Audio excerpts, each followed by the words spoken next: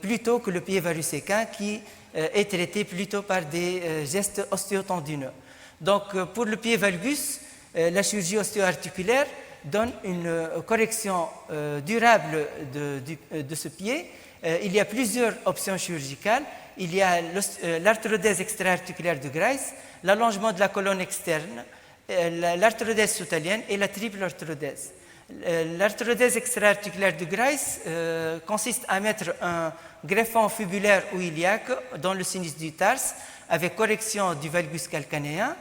Il n'y a pas de résection des surfaces articulaires ni des zones de croissance et elle est associée à un allongement du tendon d'Achille et des tendons fibulaires et on peut donc Grace a rapporté de bons résultats. Cependant, il y a possibilité de déplacement du greffon et de récidive du valgus ou de troubles de consolidation. Un exemple de bonne évolution après arthrodèse de Grace.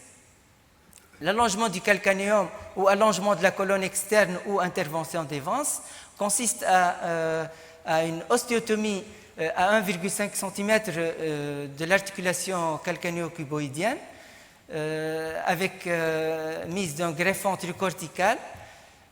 Elle est associée à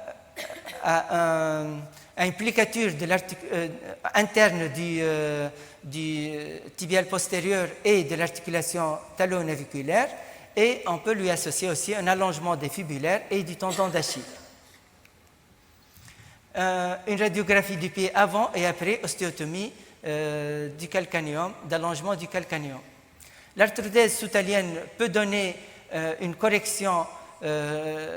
bonne correction durable du pied valgus, mais il y a une résection des surfaces articulaires et une mise d'un greffon avec fixation par une vis. L'arthrodèse, la triple arthrodèse, c'est une arthrodèse indiquée dans les pieds sévères et rigides chez les adolescents, surtout s'ils sont associés à une douleur ou à des ulcérations cutanées. Elle donne un pied stable et aligné, mais la triple arthrodèse dans le pied plat valgus est techniquement plus difficile que dans le pied varus.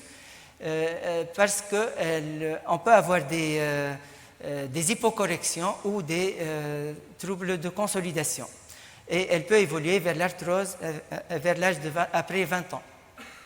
Enfin, le traitement de l'hallux valgus ne doit être entrepris qu'après traitement des déformations sous-jacentes au niveau du pied et de la jambe. En cas de déformation modérée, la correction du pied valgus est suffisante pour traiter cet hallux valgus. Mais en cas d'hallux valgus symptomatique, une libération des parties molles avec ostéotomie de M1 et de P1 peut être indiquée. Mais les meilleurs résultats sont obtenus après arthrodèse, métatarsophalangienne, selon la technique de McGaver. La position de fusion est de 15 à 25 degrés de dorsiflexion et en léger valgus. Je vous remercie.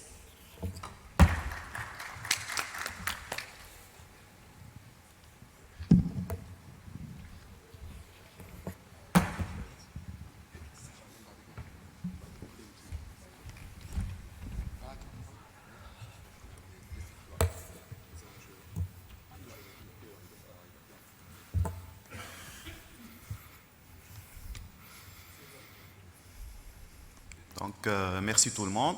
Dans le cadre de ce symposium, je vais vous parler de la chirurgie multisite.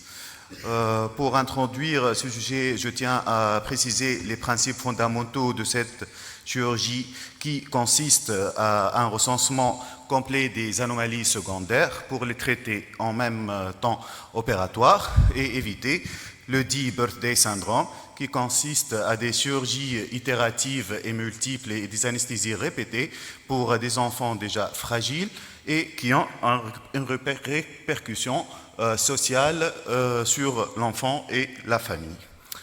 Donc, pour ce faire, il faut un examen physique minutieux et approfondi, comme a été bien expliqué, pour recenser toutes les anomalies secondaires et les transcrire dans une checklist pour avoir une bonne stratégie chirurgicale pour la chirurgie multisite. Et nous, on utilise ce type de checklist. Alors, je vais étayer ma présentation par 6 cas cliniques authentiques de chirurgie multisite en préopératoire et en post-opératoire.